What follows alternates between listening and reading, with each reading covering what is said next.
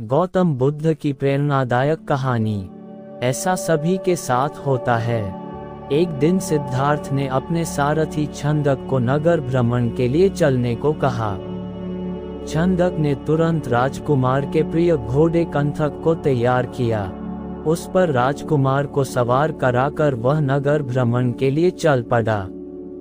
राजा शुद्धोधन ने ऐसा प्रबंध कराया था कि राजकुमार को मार्ग में कोई करुणाजनक दृश्य दिखाई न दे, ताकि उसके मन में विरक्ति की भावना उत्पन्न न हो। जिस मार्ग से उन्हें जाना था उसे स्वच्छ करके सजाया गया था।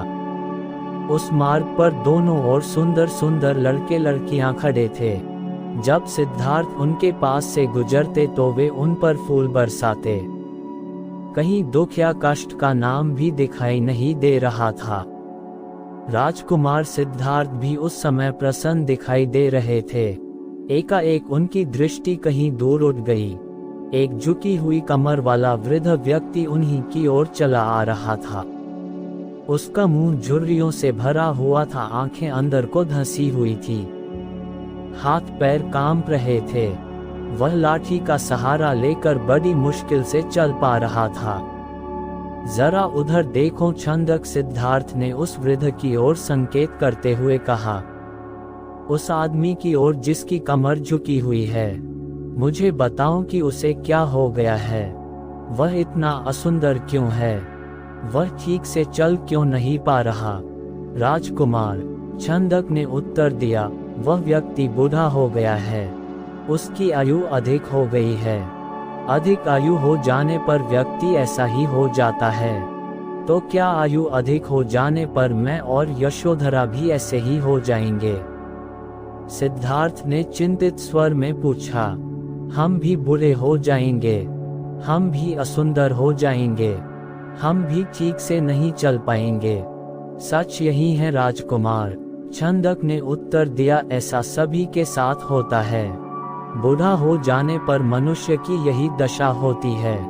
शरीर इसी प्रकार कमजोर और असुंदर हो जाता है। सिद्धार्थ की सारी प्रसन्नता छूमंतर हो गई।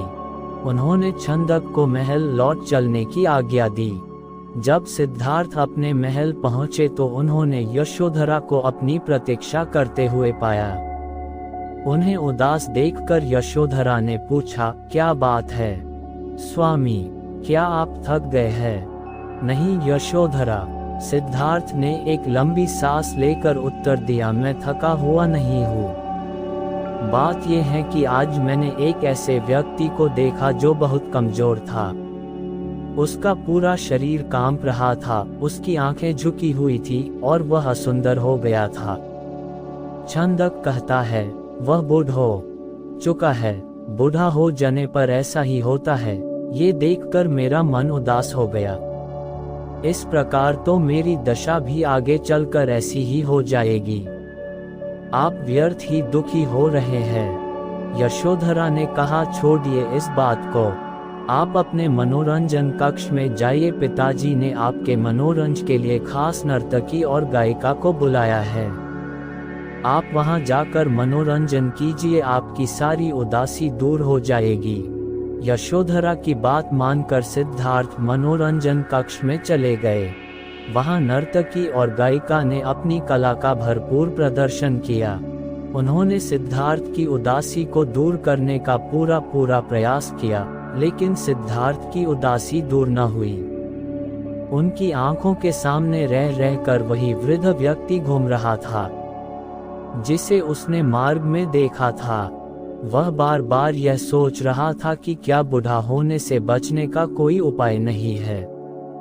कुछ दिनों बाद अचानक सिद्धार्थ ने पुनः भ्रमण की इच्छा व्यक्त की। इस बार छंदक एक रथ सजा कर ले आया।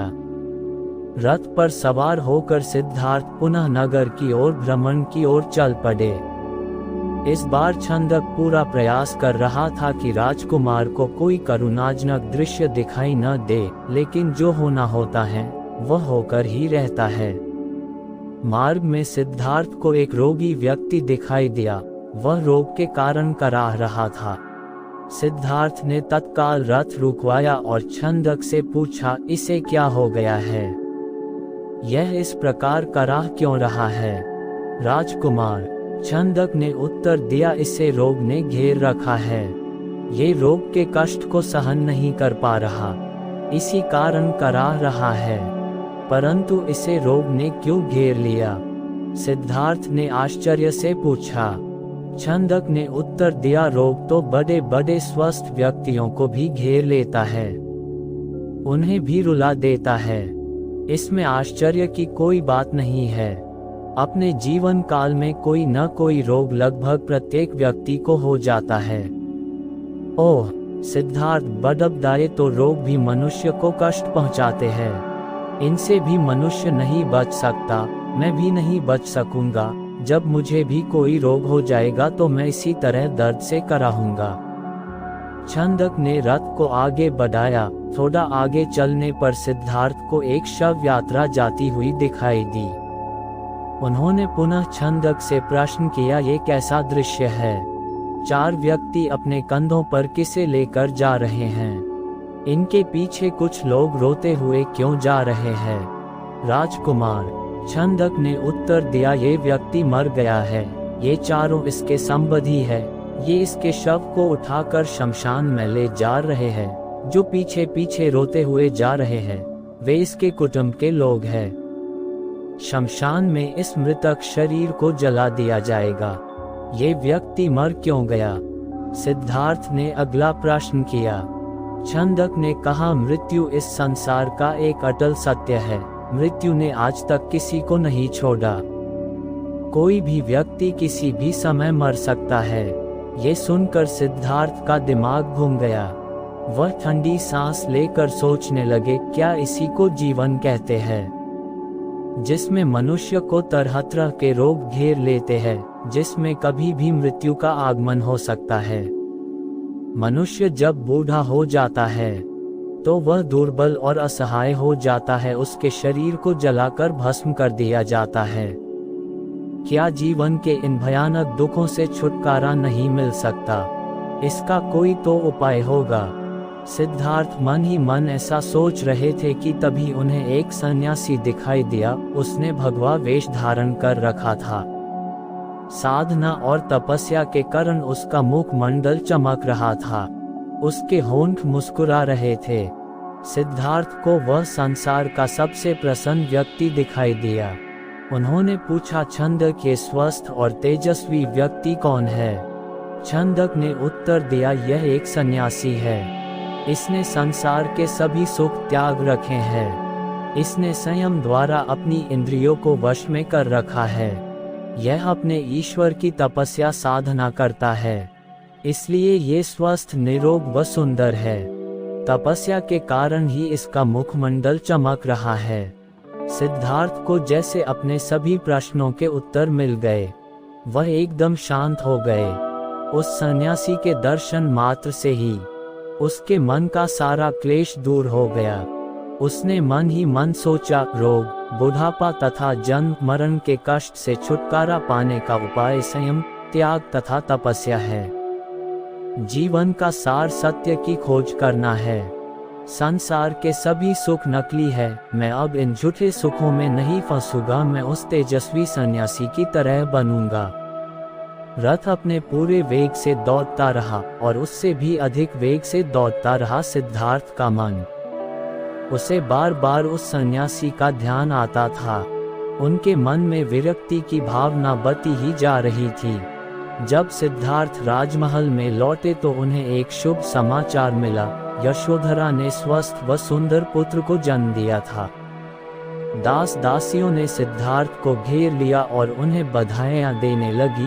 उन्हें यह आशा थी कि सिद्धार्थ से उन्हें पुरस्कार मिलेगा, लेकिन सिद्धार्थ पर इस शुभ सूचना का कोई प्रभाव दिखाई न दिया।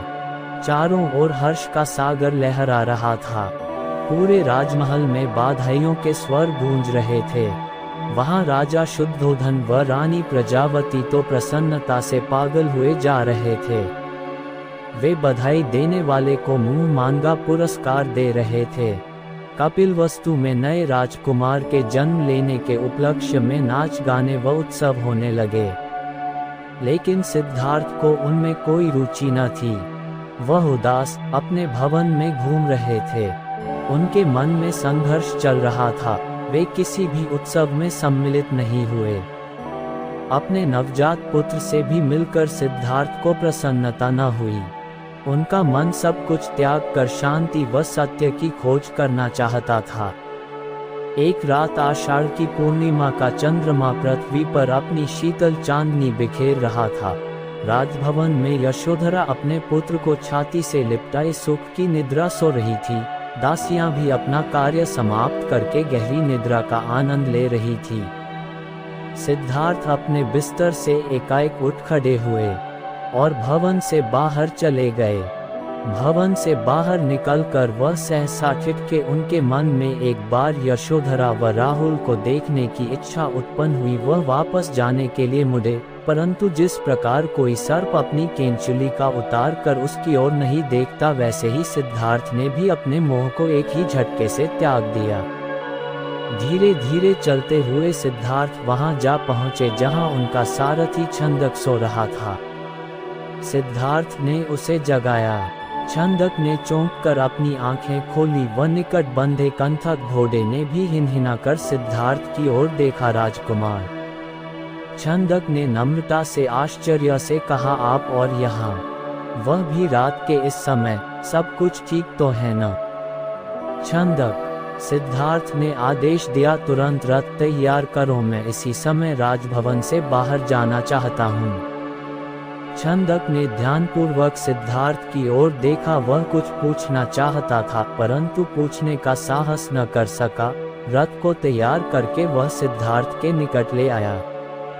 सिद्धार्थ रथ पर सवार हुए तथा छंदक को नगर से बाहर वन की ओर चलने के लिए कहा।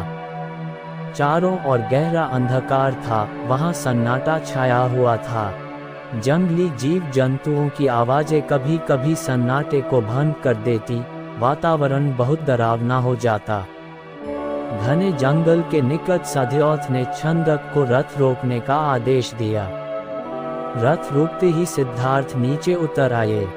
सामने ही यमुना नदी अपने पूरे वेग से बह रही थी। उस समय वे अनुप्रिय नामक स्थान के निकट खड़े थे। सिद्धार्थ ने अपनी राजसी वेशभूषा उतार दी। साथ ही उन्होंने एक एक करके अपने आभूषण भी उतार दिए। अपने वस्त्र व आभूषण उन्होंने छंदक को दे दिए तथा लौट जाने का आदेश दिया। छंदक सिद्धार्थ के पैरों में गिरकर फुट फुट कर रोने लगा। वह हाथ जोड़कर कहने लगा, यह आप क्या कर रहे हैं राजकुमार? जब आपके माताजी व पिताजी को आपके सन्यासी बन जाने की बात का पता चलेगा तो उन पर दुखों का पहाड़ टूट पड़ेगा। रानी यशोधरा पर क्या बीतेगी? आप अपना निर्णय बदल लीजिए, मेरे साथ राजमहल लौट चलिए।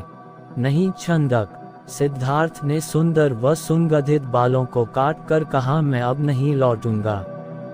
मैंने सोच विचार करके ही यह निर्णय लिया है। मैं सत्य व ज्ञान का मार्ग खोजना चाहता हूँ, जिससे मानव शांति पा सके। तुम आंसू पोंछ लो और राजभवन लौट जाओ। छंदक को सिद्धार्थ की आज्ञा का पालन करना पड़ा। उसने सिद्धार्थ का चरण स्पर्श किए, उनके कीमती वस्त्रों व आभूषणों को रथ में रखा और कपिलवस्तु की ओर चल पड़ा। जिस समय छंदक राजभवन में लौटा, सुबह का प्रकाश चारों ओर फैल चुका था। राजा शुद्धोधन बाग में भ्रमण कर रहे थे। जब उन्होंने सिद्धार्थ का खाली रथ देखा तो उनके माथे पर बल पड़ गए।